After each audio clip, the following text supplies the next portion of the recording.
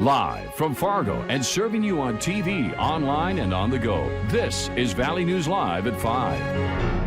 North Dakota health officials are moving into a new phase of dealing with the coronavirus, and that is preparing local communities. North Dakota has no confirmed cases of coronavirus or COVID-19, and nobody is currently being tested for the illness. But the state health department continues to monitor 9 people who have returned to the state from China, where the virus originated. Those people are voluntarily under quarantine. Today, health officials laid out guidelines on how people can reduce their risk of infection. That includes checking the CDC travel website to see the latest advisories. If you have traveled to certain countries, watch for symptoms of a respiratory illness for 14 days after returning, including fever, cough, and shortness of breath, and call your doctor if you develop symptoms. The U.S. government is ramping up its response to coronavirus after Mexico announced its first confirmed case, and officials from Middle America to the Far East are doing what they can to ward off a potential pandemic. While the White House is trying to project calm and confidence, Wall Street and the world markets reflect the mounting concern. Alice Barr is in Washington with the latest. From coast to coast, state governments ramping up preparations to battle the coronavirus amid conflicting signals from health officials over whether it's already spreading across the country. The virus is sweeping other parts of the world, with Disneyland shutting down in Tokyo and Olympics officials there considering scaling down the torch relay. Wall Street in its 7th day of a massive sell-off as the Trump administration accuses its critics of being alarmist. Really, what I might do today, calm the markets, is tell people to turn their televisions off for 24 hours. The New York Times reporting top health officials have been instructed not to speak on the topic without clearance. President Trump on the coronavirus threat last night. It's going to disappear. One day it's like a miracle. It will disappear. But today there are new questions about what may be the first U.S. case of community spread. A woman in Northern California now on a ventilator after contracting the disease without the risk factors of travel or close contact with a known patient. This is probably the tip of the iceberg. There's probably other patients who are getting this disease who are more mildly affected. The patient lives in the same county as Travis Air Force Base, where hundreds of Americans were taken for quarantine. A new whistleblower complaint obtained by the New York Times claims some federal workers greeting those evacuees did not have the right training or safety equipment. How else did this illness get into the community? Most likely, high probability, it came from the patients, the evacuees that were brought to Travis Air Force Base. Health officials now trying to figure out whether others may have been exposed and could be passing on the coronavirus. The CDC is now issuing new testing guidelines and sending test kits to public health labs nationwide as early as next week. If you don't like today's weather, wait until tomorrow. Little by little, we're warming up.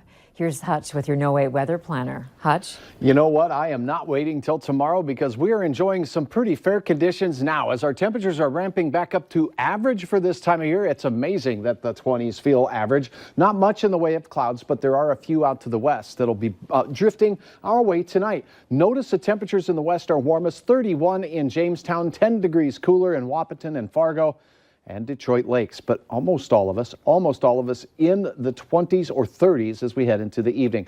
Gorgeous sunset. That sunset occurs at 6:11 p.m. We're going to slowly fall through the mid-20s on a beautiful evening here in Fargo. Andrea, if you are in Grand Forks tonight, it's going to be beautiful there as well. And notice temperatures are expected to climb in Grand Forks as we head through the next couple of hours. Hour by hour details on your weekend wonderful forecast coming up here in a few sunshiny moments. I dropped a couple of hints there in case you didn't get it. Yeah, I caught those. Right, and 20s good. are not bad. You're right. 20s are okay, but tomorrow's better. It is. Yeah, thanks, Hutch. Uh-huh. It's time to take a look at this week's Valley's Most Wanted. Police say 30-year-old Marcus Charlie is wanted for theft of property and unauthorized use of personal ID. You can call your local law enforcement if you have any information on him. Officials say the North Dakota State Superintendent is facing a care-required citation after getting pulled over for a DUI. The charges for a DUI are still pending. Kirsten Baszler refused the blood and breath tests when she was pulled over on Wednesday in Mandan and was then arrested. A man is dead after getting trapped in a grain bin in Ramsey County, North Dakota. The victim is 80-year-old Richard Volk. The Sheriff's Department says it happened this past Wednesday. Crews pronounced Volk dead after they pulled his body from the bin. Authorities are not releasing any other information at this time. The way fraud is evolving year after year, it is making it harder for banks to detect. Banking is no longer what it used to be back in the day. Most banks now have teams that go to war against fraudsters and scammers to protect customers and themselves. As Valley News Team's Joshua Peguero finds out, these new security measures may impact how long it takes before you get your cash, but there's no turning back. Tracy Gillis says she's been operating her own massage parlor for 18 years. Gillis says she offers her customers discounts if they pay with a cash or check. Most pay with checks. I don't have to pay for the credit card fees, and they don't have to pay for the credit card fees. But as of late, she says she's considering not taking them. I'm going to probably have to tell all that 90% of my clientele that write checks, that they're going to have to get a debit card and pay with a debit card. Gillis says it's because she can no longer call in to see if funds are available in a bank account. This policy does not protect the consumer. This policy does not protect you with your bank account. Banks have made changes to how they do business to protect themselves and consumers. Several banks tell us they are the target of check scams. Someone, whether they know it or not, will get a check in the mail, deposit it, and the bank will clear some funds. But closer scrutiny by the banks will later reveal it's fraudulent.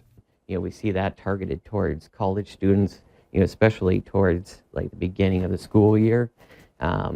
They'll send out emails saying, hey, do you want to make some money? Maybe do a survey for us. Phil Swan, fraud supervisor at Gate City Bank, says they're focused on educating the public on these scams. First main component that you're going to see with a scam is a sense of urgency. So the fraudster is going to build that into their scam because they know that their scam has a short life cycle. While these banking employees have seen all different types of scams, scammers are always changing. We still see check fraud, but we see a lot of wire fraud. At Bell Bank, Stacey Iverson was trained by federal agencies to spot crimes like money wiring for human trafficking. You wouldn't think that it happens around here, the trafficking, but it does, right here in Fargo. So it is something that myself and my team, we monitor for that as well. They also have fraud and anti-money laundering software that picks up questionable transactions. It's just going to continue to get harder as the years go by and the fraud evolves. While the new security measures may cause an inconvenience for consumers, the role of banks has changed, and they attribute it to 9/11.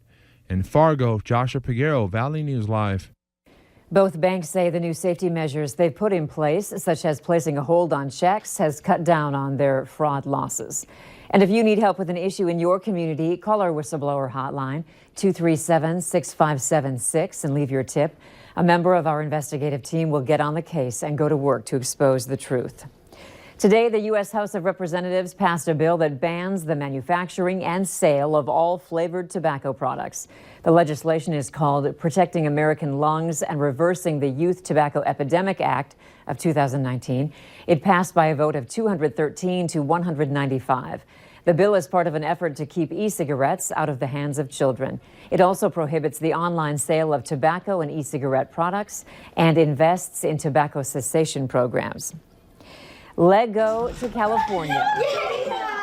Lego League students at Eagles Elementary School were called out of class today for a surprise they didn't see coming. 6th, 4th, and 5th graders will be leaving for the first Lego League North American Championship in California. Not only did the savvy team build a Lego-only robot, but they researched a real-world problem and are challenged to find a solution. Whether they go into engineering or not, like we said, the core values are so important for them to learn how to work together, how to have fun, how to include others, how to be innovative thinkers. The students have started fundraising for their trip, and if you'd like to help them out, you can visit our Valley News Live app and look for this story. A man accused of murdering 2 people in December tried to make a run for it during a court hearing in Chattanooga, Tennessee. The suspect, Mark Castellan, sprinted away from law enforcement right in front of the judge, but he didn't make it very far as the bailiffs caught up to him and escorted him back into the room. The wild runaway was caught on courtroom surveillance video.